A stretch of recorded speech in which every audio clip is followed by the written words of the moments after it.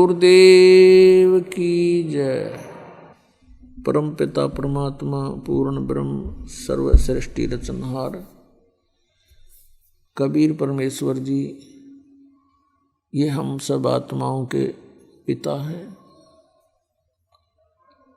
हम अपने पिता को भूलकर हम इस काल भगवान को अपना मान बैठे, जिस कारण से हम यहाँ इस घटिया लोक में दुख पा रहे हैं।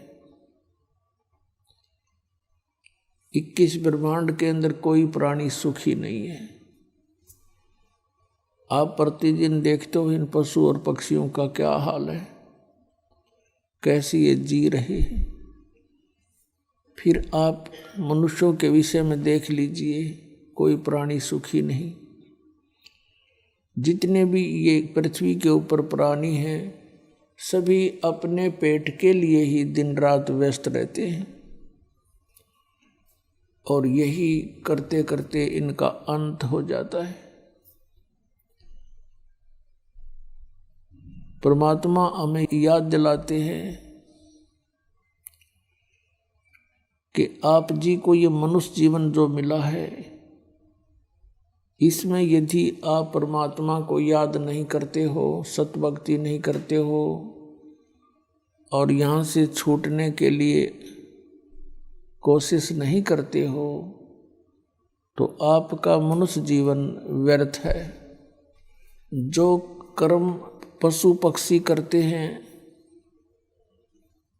अन्य प्राणी करते हैं, तो वही क्रियाएं वो मनुष्य शरीरधारी प्राणी करता है जो परमात्मा को याद नहीं करता।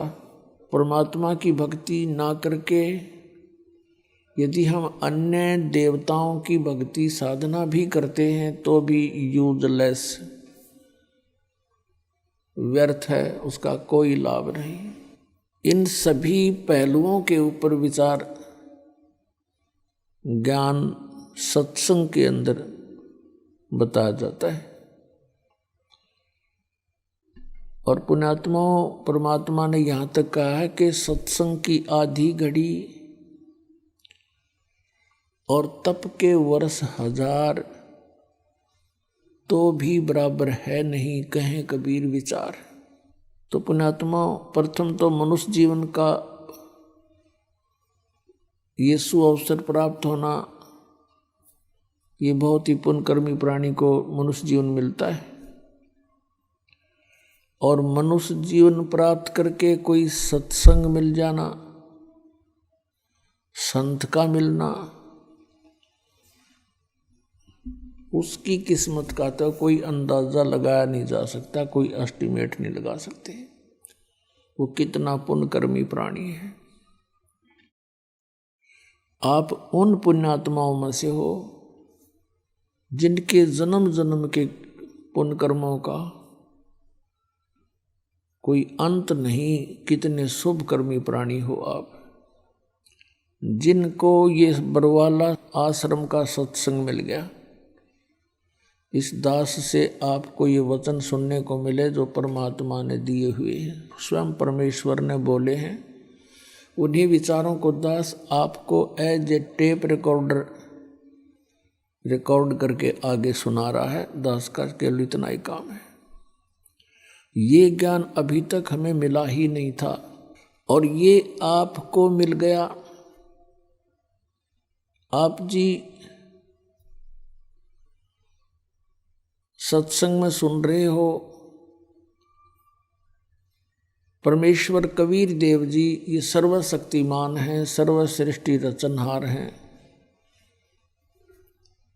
और ये हमारे पिता हैं। हम काल के साथ एक बालक की तरह वैसे लटक कर आगे इसके साथ अनजान पने में अपने पिता को भूल गए। तो यहाँ हम दुखी हुए, हम कितने कष्ट उठा रहे हैं। वो परमात्मा इतना दयालु है, फिर यहाँ आए, हमें ज्ञान देने लगे। लेकिन हम इस काल की भांग को पीकर यहाँ इसके झूठे इस सुख को प्राप्त करके हम अपने पिता के भी विरोधी बन गए। हमने अपना पिता भी पहचान में नहीं आता, हमने इतनी भांग पी रखी है इस काल की। तो पुण्यात्माओं, आपको परमात्मा ने आके बताया कि तुम मेरे बच्चे हो, आप यहाँ गलत स्थान पर रह रहे हो, तुम यहाँ सुख मांगते हो मेरे से, यहाँ का सुख तुम्हारा शत्रु है, ये नकली सुख तुम्हारा दुश्मन है, तुम्हारा जीवन नाश करता है। तुम्हें सुख चाहिए, सतलोक में चलो। जैसे बच्चे विद्यालय में या यूनिवर्सिटी में, महाविद्यालय में, कॉलेज में, और वहाँ सुख से रहते हैं, वहाँ सब सारे सुख वहाँ चाहते हैं और पढ़ते हैं नहीं, शराब पीवें, सिनेमा देखें, अच्छे बढ़िया खावें और सो जावें। तो वो उनको वहाँ सुख नहीं लेना चाहिए था। वहाँ तो उन्होंने एक भरसक प्रयत्न करके, दृढ़ मेहनत करके, कठिन और सफल होना था, और वो सुख उनको फिर आगे मिलना था। कहीं सर्विस मिल जाती सरकारी, या कोई फैक्ट्री में, या कोई अन्य बिजनेस करते, तो वहाँ उनको सुख प्राप्त करना चाहिए था, ना कि कॉलेज और स्कूल विद्यालय में। और जो विद्यालय में ही अपना आनंद लेते हैं, पैसा बर्बाद करते हैं, सिनेमा देखते हैं, वो बच्चे, वो अक्षणिक सुख था उनका और जीवन नष्ट हो गया। फिर आजीवन कष्ट उठाते हैं, वो किसी का नौकर लगते हैं, कहीं मजदूरी करते हैं और कहीं धक्के खाते फिरते हैं। और जो बच्चे उस कॉलेज में मेहनत करके पास हो जाते हैं, सफल हो जाते हैं, उनको फिर वो सुख उससे भी अधिक आजीवन मिलता है। ठीक इसी प्रकार परमात्मा कहते हैं, यहाँ तुम जो सुख खोज रहे हो और तुम यहाँ आनंद ले रहे हो, कौन सा आनंद? घूटी का। दूसरा आनंद माया इकट्ठी करने का, और तीसरा आनंद मेरी संतान होगी। परमात्मा कहते हैं, काया तेरी है नहीं, ये माया कहाँ से हो? चरण कमल में ध्यान रखो, इन दोनों को खो। ये झूठा सुख है, तुम्हें मूर्ख बना रखा अकाल भगवान ने। तो उस परमेश्वर ने बताया है कि तुम्हें सतनाम से मोक्ष होगा। यहाँ से तुम पीछा छुटवाओ और एक सतनाम मैं तुम्हें दूंगा जो 2 अक्षर का है। उस सतनाम का जाप करके, रहनी रहकर, मर्यादा में रहते हुए आप भक्ति करो और आपका मोक्ष हो जाएगा। फिर वो सुख तुम्हें सतलोक में मिलेगा और वहाँ कोई कष्ट नहीं। शंखों लहर मेहर की उपजे, कहर नहीं जा कोई। दास गरीब अचल अविनाशी, ही सुख का सागर सोई।